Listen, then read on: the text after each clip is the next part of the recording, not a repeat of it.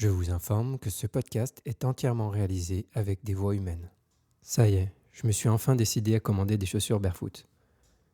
Vous savez, c'est ces chaussures qui ont d'une part de l'espace, plus d'espace, de l'espace au niveau des orteils et de la pointe, qui permet au pied de pouvoir s'expandre, de pouvoir s'exprimer, on va dire, et de faire en sorte justement que le pied ne soit pas contraint et tout serré. La deuxième particularité, c'est que la semelle est plate, il n'y a pas de pente du tout, pas de talon, est très fine. Et du coup, au niveau du contact du sol, eh bien, on va dire qu'on se rapproche plus de quelque chose de naturel. Je suis vraiment très content de ces chaussures. Après une semaine d'utilisation, c'est vraiment cool pour la pratique. Je regrette vraiment pas du tout cet achat. J'ai mis un moment avant de me décider parce qu'il fallait commander et j'aime pas trop commander des chaussures parce que si c'est pas ma taille, il faut les renvoyer, etc. Bref, j'ai fini par le faire et bon, j'ai de la chance, je suis tombé tout de suite sur la bonne pointure. Bref, il y a quelque chose qui m'a interpellé et dont je voulais vous parler. C'est le fait qu'il m'a fallu quelques jours pour me rendre compte que mon pied, il n'avait pas fait la mise à jour. C'est-à-dire que quand je mettais ces chaussures, mon pied n'avait pas encore compris qu'il y avait plus d'espace. Il y avait plus de place maintenant.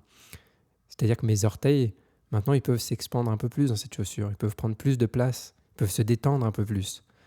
Et il a fallu quelques jours, en fait, pour que mes pieds le réalisent. En tout cas, avant que même mes pieds le réalisent, c'est moi qui me suis rendu compte que mes pieds ne profitaient pas complètement de cet espace, de ce nouvel espace offert par la chaussure. Bienvenue pour ce podcast. Je suis Julien Desbordes. Je pratique et j'enseigne les arts internes et plus particulièrement le Tai Chi Chuan. Pour être au courant de tous les stages et événements que je propose, vous pouvez aller sur hmetaichi.fr. hmetaiji.fr. Bonne écoute. Avant de démarrer le podcast, vous pouvez, si vous souhaitez soutenir mon travail et également être informé des prochaines publications, vous abonner sur la plateforme que vous utilisez, que ce soit Spotify, Deezer, Apple Podcast ou d'autres pour la version audio, ou sur YouTube où il y a également du contenu vidéo. Merci aussi pour les likes ou les étoiles que vous pouvez mettre, ça soutient énormément la chaîne. Alors pourquoi cette histoire de chaussures ? Eh bien parce que, vous l'avez peut-être compris, ça reflète le fait que parfois il y a des changements qui sont faits, qui sont opérés, mais notre système n'en a pas conscience. Il ne le sait pas encore. Donc il faut opérer une mise à jour du système. C'est un peu comme si on changeait une machine, mais qu'on avait gardé le même programme et qu'il fallait mettre à jour le programme pour s'adapter aux nouvelles performances de la machine. Et donc ça, c'est assez important. Donc ce matin, ce qui s'est passé, c'est qu'après une séance individuelle de chi setting avec quelqu'un, je lui dis ok, donc maintenant, il faut que tu suspendes ta tête. Plus même dans la vie de tous les jours, suspends la tête. C'est quelqu'un qui est un peu voûté, etc. Donc je lui dis, voilà, c'est important de suspendre la tête. Donc maintenant, ce qu'on vient de faire, ça a créé un nouvel espace. Et c'est très important d'habiter cet espace et de réaliser qu'il y a un nouvel espace. De réaliser que le corps, maintenant, il peut se tenir différemment, qu'il y a une nouvelle capacité de positionnement et que c'est plus spacieux et plus ouvert. Et là, il me dit ok, donc il suspend sa tête et je lui dis plus et il suspend plus sa tête et c'était vraiment bien. Du coup, ça faisait une vraie différence. C'était chouette de le voir comme ça avec cette tête suspendue et tout cet espace au niveau du torse par rapport à quand il a la tête en avant et que du coup, ça creuse la poitrine. Et je fais voilà comme ça. Il me dit ah ouais, mais là, donc rappelez-vous cette histoire de ah oui, mais qui est toujours, qui est souvent, on va dire, pas toujours, mais souvent problématique pour changer. Le oui, mais est un frein au changement.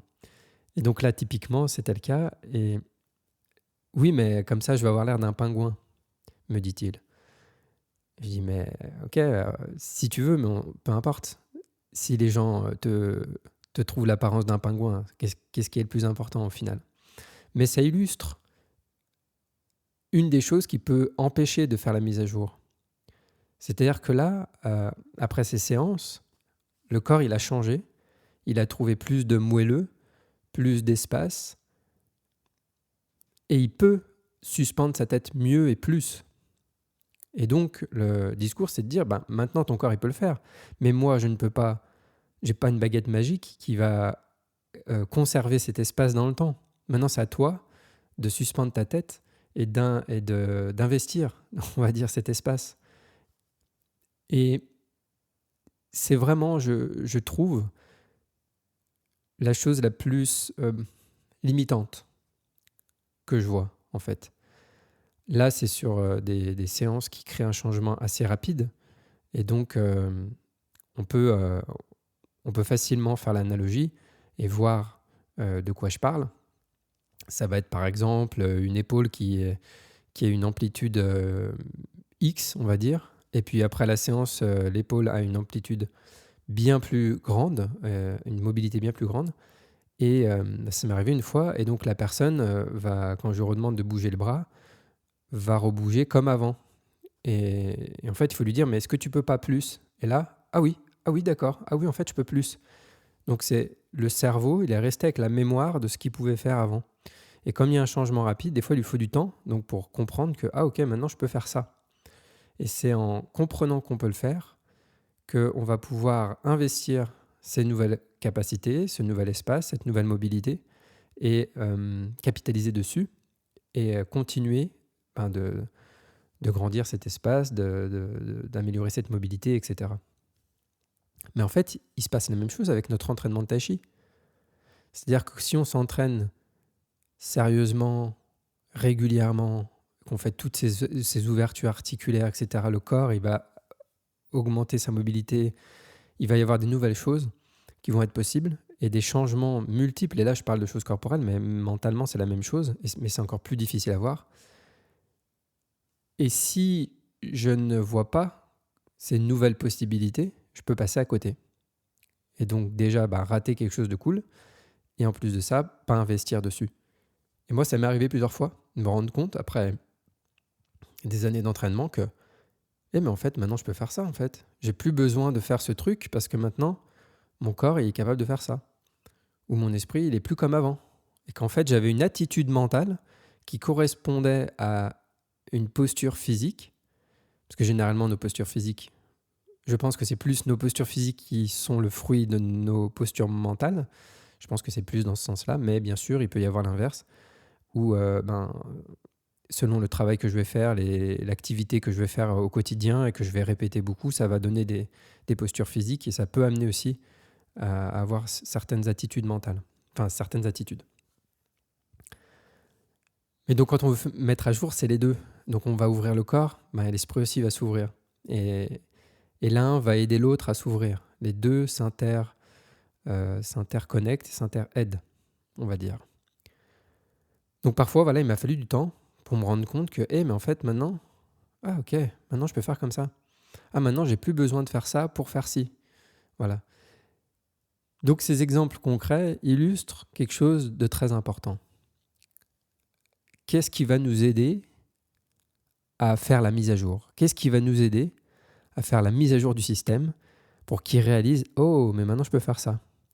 Ah, mais avant, là où je me crispais tout le temps, en fait, je peux réagir autrement maintenant.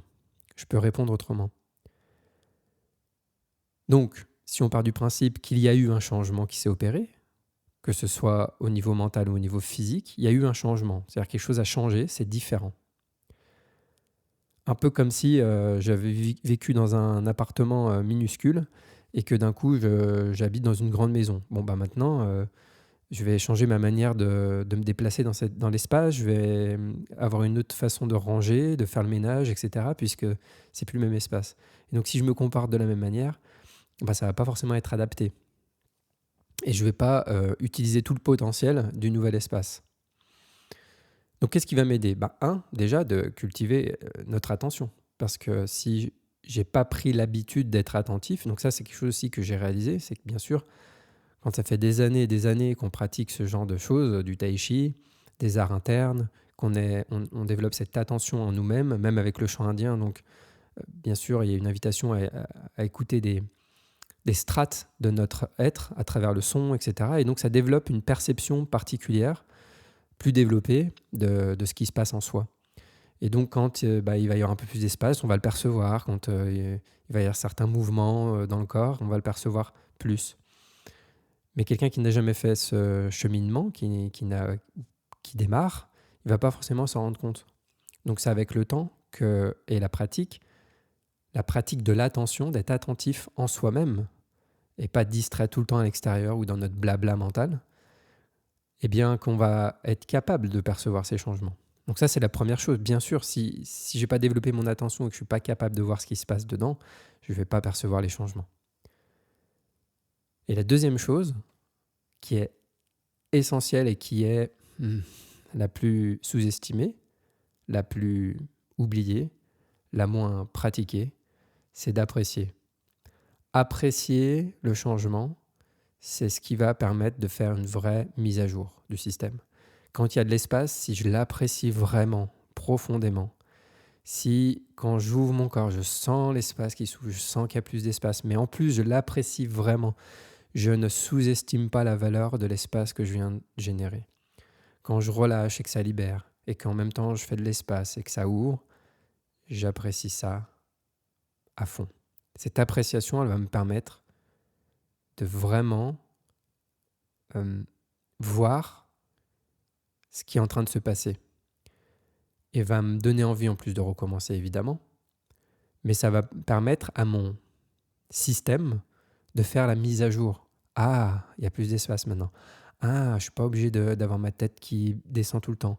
Ah, je ne suis pas obligé d'avoir mes épaules qui se contractent tout le temps. Ah, mes épaules, elles peuvent relâcher. Ah, mes omoplates, elles peuvent faire comme ci. Ah, mes quads, ils peuvent faire ceci. Ah, il peut y avoir de l'espace dans mon dos. Ah, etc., etc. Et quand j'apprécie cet espace à chaque fois que je le génère, que j'apprécie ce qui se passe quand je relâche et que ça crée encore plus d'espace, eh bien, je vais en même temps, bien sûr, développer mon attention parce que je suis attentif. Donc, ça développe mon attention. Mais en plus, l'appréciation va me permettre vraiment de réaliser ce qui se passe, de réaliser le bénéfice, le côté positif, le côté agréable, le confort que ça amène cet espace. Et donc, ça crée une mise à jour. Ah, maintenant, je peux faire comme ci. Maintenant, je peux faire comme ça. Ah, ok, je ne suis pas obligé de m'écraser tout le temps. Ah, quand le stress arrive, il se passe ça. Mais en fait, je ne suis pas obligé de faire ça maintenant. J'ai une autre manière maintenant de répondre à cette situation. Donc là, j'ai pris l'exemple dans un premier temps du corps, de ce qui se passe dans le corps, de l'espace corporel et physique. Mais maintenant, au niveau mental, c'est la même chose. Parce qu'en fait, je pense, en tout cas, c'est ce que j'ai vu chez moi et ce que j'ai observé autour de moi, bien sûr, avec tous les élèves que j'ai côtoyés depuis combien d'années? Depuis plus de 20 ans. C'est qu'on reste parfois avec des réponses de quand on avait 5 ans ou 2 ans, ou on reste avec les moyens qu'on a eu de répondre à certaines situations et parfois on n'a pas fait de mise à jour. On est resté avec nos mêmes manières de réagir. Et c'est pareil avec le temps, la vie, on crée des manières de réagir et de répondre à certaines situations. Et le tai chi, c'est l'art de changer notre manière de répondre, notamment à la pression et au stress. Et donc, je peux m'entraîner dur pour changer cette manière de répondre. Ça crée des changements profonds dans le système nerveux, etc. Mais ce qui va vraiment aider, c'est de le réaliser qu'on peut maintenant faire autrement. De voir qu'on n'est pas attaché à une manière de répondre, on peut changer. Enfin, en tout cas, on a changé des choses. Et donc, apprécier ce changement, c'est ce qui va nous permettre de faire la mise à jour et de réaliser dans le quotidien que quand quelque chose arrive, tiens, là, ça se ferme, mais maintenant, je peux faire autrement en fait. Grâce à mon entraînement tai chi, eh bien, j'ai appris à garder une ouverture, à garder du calme, etc., etc. Et donc, je veux réaliser que je suis capable de réagir autrement. Je peux marcher, suspendre ma tête. Je peux marcher et laisser mon pied se détendre au contact du sol, etc., etc. Donc ça, c'est pour des choses concrètes. Donc, il est important de faire une mise à jour régulièrement, de réaliser ce qu'on est en train de faire, ce qu'on est en train de changer. Et encore une fois, c'est vrai que le tai chi, ça crée des changements qui sont parfois rapides, mais parfois lents. Et donc, on peut ne pas vraiment se rendre compte des changements. Donc, c'est important d'être attentif. On peut même noter sur un carnet pour voir nos progressions et de réaliser les changements qui s'opèrent pour pouvoir vraiment que notre système se mette à jour et qu'on change vraiment, qu'on grandisse, qu'on évolue, qu'on mute et qu'on ne reste pas toujours la même personne alors qu'on fait des arts de transformation depuis X années.